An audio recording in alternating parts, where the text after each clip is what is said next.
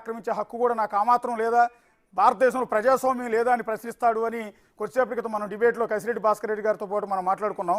అన్నట్టుగానే ఆయన ఒక పెద్ద మెసేజ్ ఇచ్చారు. స్టే ఆర్డర్లు నాగార్జున గారు ఇచ్చిన రిప్లై, హీరో నాగార్జున గారు ఇచ్చిన రిప్లై, నాగార్జున గారి అభిమానులందరూ కూడా, నాగార్జున గారికి మద్దతు ఇచ్చే రాజకీయ పార్టీల నేతలందరూ కూడా వినాల్సిన అంశం ఇది. అందులో క్లియర్గా చెప్పాడు నాగార్జున గారు. ఏమంటారంటే, స్టే ఆర్డర్లు మరియు కోర్టు కేసులకు విరుద్ధంగా ఎన్కన్వెన్షన్కు సంబంధించి కూల్చివేతలు చేపట్టడం బాధాకరం. స్టే ఆర్డర్లు మరియు కోర్టు కేసులకు విరుద్ధంగా ఎన్కన్వెన్షన్కు సంబంధించి కూల్చివేతలు చేపట్టడం బాధాకరం. మా ప్రతిష్టను కాపాడటం కోసం, కొన్ని వాస్తవాలను తెలియజేయటం కోసం మరియు చట్టాన్ని ఉల్లంఘించేలా మేము ఎటువంటి చర్యలు చేపట్టలేదని తెలుపుట కొరకు ఈ ప్రకటన జారీ చేయటం సరైనదని నేను భావించాను. ఆ భూమి పట్టా భూమి, ఇప్పుడు కూలుస్తున్నది పట్టా భూమి. చెరువు నడి మధ్యలో కట్టిన ఫంక్షన్ హాల్ ఉన్న ప్రదేశం పట్టా భూమి. ఇది నాగార్జున గారు చెప్తున్నమాట. ఒక్క అంగుళం ట్యాంక్ ప్లాన్ కూడా ఆక్రమణకు గురి కాలేదు. మ్యాప్తో సహా చూపించాం మీకు. ఎంటైర్ కన్వెన్షన్ అంతా చెరువు మధ్యలో ఉంది. నీది పట్టా భూమి అయితే ప్రభుత్వ అధికారులు, అది ఎవరైతే రంగనాథ్ బుల్డోజర్ కాదు, రేవంత్ రెడ్డి బుల్డోజర్ కాదు, ఏ ఒక్కరూ అడుగు పెట్టరు. పట్టా భూమి అయి ఉంటే, చట్టబద్ధంగా కట్టుంటే, ఆక్రమణ కాకుండా ఉండుంటే రంగనాథ్ బుల్డోజర్ కాదు, రేవంత్ రెడ్డి బుల్డోజర్ కాదు, కసిరెడ్డి బుల్డోజర్ కాదు, ఏ ఒక్కటి నీ ప్రదేశంలోకి వచ్చి ఒక్క అంగుళం కూడా టచ్ చేసే రైట్ వాళ్ళు ఎవరికి లేదు. నువ్వు అక్రమంగా చెరువును ఆక్రమించి కట్టావు కాబట్టే ఇవాళ ఇన్ని బుల్డోజర్లు వచ్చి కూర్చున్నాయి. సో ఆయన అంటున్నది ఏంటంటే, ఆ భూమి పట్టా భూమి. మళ్ళీ తెలుసుకోవాలి జనాలందరికీ. ఆ భూమి పట్టా భూమి. ఒక్క అంగుళం ట్యాంక్ ప్లాన్ కూడా ఆక్రమణ గురి కాలేదు. ప్రైవేటు స్థలంలో నిర్మించిన భవనం ఇది. కూల్చివేత కోసం గతంలో ఇచ్చిన అక్రమ నోటీసుపై స్టే కూడా మంజూరు చేయబడింది. స్పష్టంగా చెప్పాలంటే కూల్చివేత తప్పుడు సమాచారంతో లేదా చట్టవిరుద్ధంగా జరిగింది. తప్పుడు సమాచారం అంటే కసిరెడ్డి భాస్కర్ రెడ్డి గారు ఇచ్చి తప్పుడు సమాచారం అయి ఉండాలి. తప్పుడు సమాచారంతో కూల్చివేత చట్టవిరుద్ధంగా చేశారు. ఈరోజు ఉదయం కూల్చివేతకు ముందు మాకు ఎలాంటి నోటీసు జారీ చేయలేదు. కేసు కోర్టుల్లో ఉన్నప్పుడు ఇలా చేయటం సరికాదు. చట్టాన్ని గౌరవించే పౌరుడిగా కోర్టు నాకు వ్యతిరేకంగా తీర్పునిస్తే కూల్చివేత నేనే నిర్వహించి ఉండేవాడిని. తాజా పరిణామాల వల్ల మేము ఆక్రమణలు చేశామని, తప్పుడు నిర్మాణాలు చేపట్టామని ప్రజలకు తప్పుడు సంకేతాలు వెళ్ళే అవకాశం ఉంటుంది. ఈ అభిప్రాయాన్ని పోగొట్టాలన్నదే మా ప్రధాన ఉద్దేశం. అధికారులు చేసిన ఈ చట్ట విరుద్ధ చర్యలకు వ్యతిరేకంగా మేము న్యాయస్థానాన్ని ఆశ్రయిస్తాం. అక్కడ మాకు న్యాయం జరుగుతుందని ఆశిస్తున్నాం. Akkineni Nagarjuna garu, cinema star hero Akkineni Nageswara Rao గారి కుమారుడు అక్కినేని నాగార్జున గారు ఇచ్చిన రిప్లై ఒకసారి మీరు చూడండి. నేను చేసింది ఏమాత్రం తప్పు లేదు, నాదంతా పట్టా భూమి. ఇదిగో చెరువు మధ్యలో ఉంటే అది పట్టా భూమి ఎట్లా అవుతుంది? మ్యాపులతో సహా చూపించాం, సర్వే నంబర్లతో సహా చూపించాం కదా.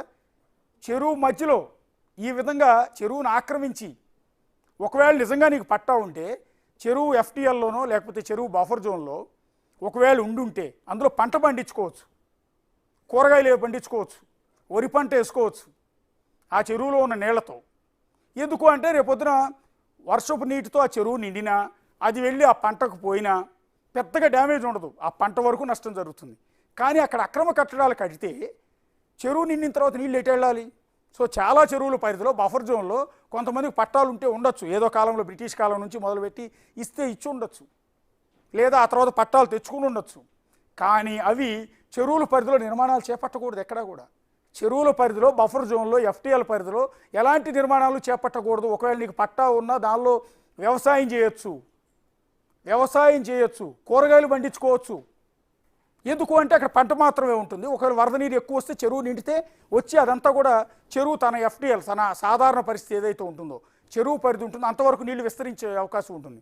అలా కాకుండా నువ్వు అడ్డంగా గోడ కట్టి పెద్ద నిర్మాణం చేపడితే నీళ్ళు ఎటు వెళ్తాయి? నీళ్ళు వెళ్ళే అవకాశం లేదు. సో ఒకవేళ నీకు పట్టా ఉన్నా కూడా ఇలాంటి నిర్మాణాలు చేపట్టే రైట్ లేదు. నీకు పర్మిషన్ ఇచ్చింది ఎవరు? నీకు పర్మిషన్ ఇచ్చిన అధికారులను ఇప్పుడు సస్పెండ్ చేయాలి. నిజానికి ఒకవేళ ఎన్కన్వెన్షన్ నిర్మాణానికి ఏ అధికారన్నా పర్మిషన్ ఇచ్చుంటే అది జిహెచ్ఎంసీ అధికారి కావచ్చు, హెచ్ఎండిఏ అధికారి కావచ్చు, టౌన్ ప్లానింగ్ వాళ్ళు కావచ్చు, ఎవరైనా సరే పర్మిషన్ ఇచ్చుంటే వాళ్ళందరినీ వాళ్ళు సస్పెండ్ చేయాల్సిన పరిస్థితి ఉంటుంది. రంగనాథ్ గారు, మీరు దీని మీద యాక్షన్ తీసుకోవాల్సి ఉంటుంది. ఒకవేళ నాగార్జున గారు చెప్తున్న ఈ మాటలు ఏవైతే ఉన్నాయో దాని ప్రకారం కనుక ఆయనకి పర్మిషన్లన్నీ ఉండుంటే ఆ పర్మిషన్లు ఇచ్చిన అధికారుల మీద చర్యలు తీసుకో. నాగార్జున గారికి తెలియదేమో చెరువు మధ్యలో బిల్డింగ్లు కట్టకూడదని. చెరువుల మధ్యలో బిల్డింగ్లు కట్టకూడదన్న విషయం ఒకవేళ ఎవరి దగ్గర ఏ రైతు దగ్గర కొనుక్కుని ఉండొచ్చు. గతంలో రైతులు చెరువుల పరిధిలో పండించుకునేవారు. నది ఉంది, నది పక్కన బఫర్ జోన్ పరిధిలో నదికి ఆనుకుని ఉన్న ప్రాంతంలో చాలా భూములు ఉంటాయి. అక్కడ పంటలు పండించుకుంటారు రైతులు. వరద వచ్చినప్పుడు నీళ్ళని నిండిపోతూ ఉంటాయి. వరద వెళ్ళిపోయిన తర్వాత మళ్ళీ పంటలు పండించుకుంటూ ఉంటారు. అది సాధారణం. కానీ దానిలో నిర్మాణాలు చేపట్టకూడదు.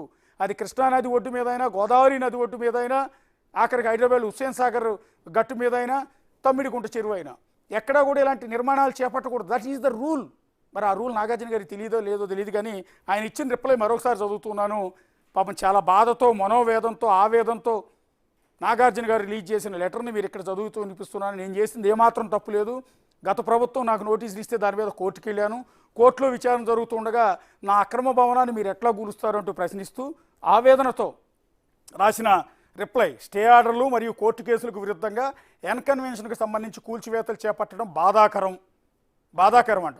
మా ప్రతిష్టను కాపాడడం కోసం, కొన్ని వాస్తవాలను తెలియజేయడం కోసం మరియు చట్టాన్ని ఉల్లంఘించేలా మేము ఎటువంటి చర్యలు చేపట్టలేదని తెలుపుట కోసం ఈ ప్రకటన జారీ చేయడం సరైందని నేను భావించాను.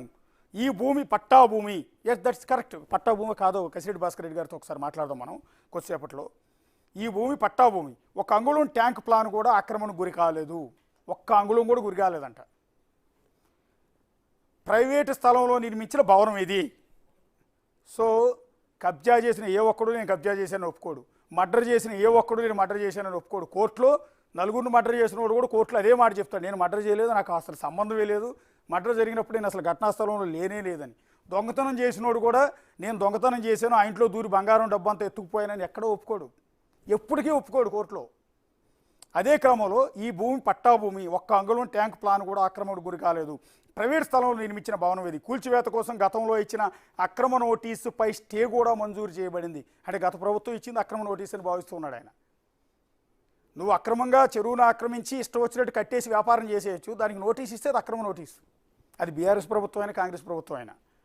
స్పష్టంగా చెప్పాలి అంటే కూల్చివేత తప్పుడు సమాచారంతో లేదా చట్టవిరుద్ధంగా జరిగింది. అంటే ఇది అక్రమంగా ఆయన కట్టాడు అని ప్రభుత్వ అధికారులకి, ప్రభుత్వానికి ఎవరైతే కసిరెడ్డి భాస్కర్ రెడ్డి లాంటి వాళ్ళు వచ్చి సమాచారం ఇచ్చారో అది తప్పుడు సమాచారం అని నాగార్జున గారి భావన. ఇప్పుడు నాగార్జున గారు హీరో అయితే ఆ సినిమాలో కసిరెడ్డి భాస్కర్ రెడ్డి గారు ఒక villain, villain HYDRAA commissioner Ranganath garu, అతిపెద్ద విలన్ రేవంత్ రెడ్డి గారు. సో ఇప్పుడు నాగార్జున గారు అంటే హీరో గారు ఈ తమ్మిడికుంట అనే సినిమా టైటిల్ పెడితే, తమ్మిడికుంట చెరువు కబ్జా అనే టైటిల్ పెడితే, ఆ టైటిల్లో నాగార్జున గారు హీరో అయితే అందులో ప్రథమ విలన్ కసిరెడ్డి భాస్కర్ రెడ్డి గారు, హైడ్రా కమిషనర్ రంగనాథ్ గారు, సీఎం రేవంత్ రెడ్డి గారు. ఈ ముగ్గురుతో హీరో గారే నాగార్జున గారు వేరే లెవెల్లో ఫైట్ చేస్తున్నారు. సినిమా టైటిల్ తమ్మిడికుంట చెరువు కబ్జా, కింద నా క్యాప్షన్ నా ఇష్టం. నాగార్జున గారి సినిమా క్యాప్షన్ నా ఇష్టం. దాంతో స్పష్టంగా చెప్పాలంటే కూల్చివేత తప్పుడు సమాచారంతో లేదా చట్టవిరుద్ధంగా జరిగింది. ఈరోజు ఉదయం కూల్చివేతకు ముందు మాకు ఎలాంటి నోటీసు జారీ చేయరు చెప్పాడు. మొన్న రంగనాథ్ గారు క్లియర్గా చెప్పాడు. బిగ్ టీవీకి ఇచ్చిన ఇంటర్వ్యూలో కూడా చెప్పాడు. అక్రమ కట్టడం అనుకున్నప్పుడు ఎలాంటి నోటీసులు ఇవ్వాల్సిన అవసరం లేదు. నువ్వు చేసిందే అక్రమం. ఆ చెరువును కాపాడటానికి మాకు రైట్ ఉంది, చట్టపరమైన యాక్షన్ తీసుకునే రైట్ మాకు ఉంది. కాబట్టి మేము డైరెక్ట్గా బుల్డోజర్లు వెళ్తాయి, నోటీసులు వెళ్ళవు. నోటీసులు వెళ్తే నువ్వు లాబింగ్ చేస్తావు కదా, లేదా కోర్టుకు వెళ్ళి స్టే తెస్తావు కదా, ఇంకేదేదో చేస్తావు కదా. నీకు అవకాశం ఇవ్వం. కూల్చిన తర్వాత అవసరమైతే కోర్టుకు సమాధానం చెప్తాం. నెక్స్ట్, ఈరోజు ఉదయం కూల్చివేతకు ముందు మాకు ఎలాంటి నోటీసు జారీ చేయలేదు. కేసు కోర్టులో ఉన్నప్పుడు ఇలా చేయటం సరికాదు. చట్టాన్ని గౌరవించే పౌరుడిగా, చట్టాన్ని గౌరవిస్తూ చెరువులో కబ్జా చేశాడంట ఆయన. చట్టాన్ని గౌరవించే పౌరుడిగా నేను చెరువును కబ్జా చేశానని చెప్తూ ఉన్నారు. కోర్టు నాకు వ్యతిరేకంగా తీర్పునిస్తే కూల్చివేత నేనే నిర్వహించి ఉండేవాడిని. అంటే కోర్టులో కనుక ఈయన ముసలోడు అయిపోయిన తర్వాత, ఆల్రెడీ ఏజ్డ్ పర్సనే పాపం, ఇంకొక 20-30 ఏళ్ల తర్వాత జడ్జిమెంట్ వస్తే ఆనాటికి నేను కూల్చివేసి ఉండేవాడినేమో. చట్టాన్ని గౌరవించే పౌరుడిగా కోర్టు నాకు వ్యతిరేకంగా తీర్పునిస్తే కూల్చివేత నేనే నిర్వహించి ఉండేవాడిని. తాజా పరిణామాల వల్ల మేము ఆక్రమణ చేశామని ప్రజలకు తప్పుడు సంకేతాలు వెళ్ళే అవకాశం ఉంది. ఈ అభిప్రాయాన్ని పోగొట్టాలన్నదే మా ప్రధాన ఉద్దేశం. అధికారులు చేసిన ఈ చట్టవిరుద్ధ చర్యలకు వ్యతిరేకంగా మేము న్యాయస్థానాన్ని ఆశ్రయిస్తాం. అక్కడ మాకు న్యాయం జరుగుతుందని ఆశిస్తున్నాం. ఇది గౌరవనీయులైన cinema star hero Akkineni Nagarjuna గారు ఇచ్చిన సమాధానం. బహుశా ట్విట్టర్ వేదికగా, ఫేస్బుక్ వేదికగా ఇది ఇచ్చారు. బహుశా బయటకు వచ్చి అయితే మాట్లాడే ప్రయత్నం లేదు. ఒకవేళ దమ్ముంటే మీడియా ముందుకు వచ్చి మాట్లాడాలి నాగార్జున గారు. వచ్చి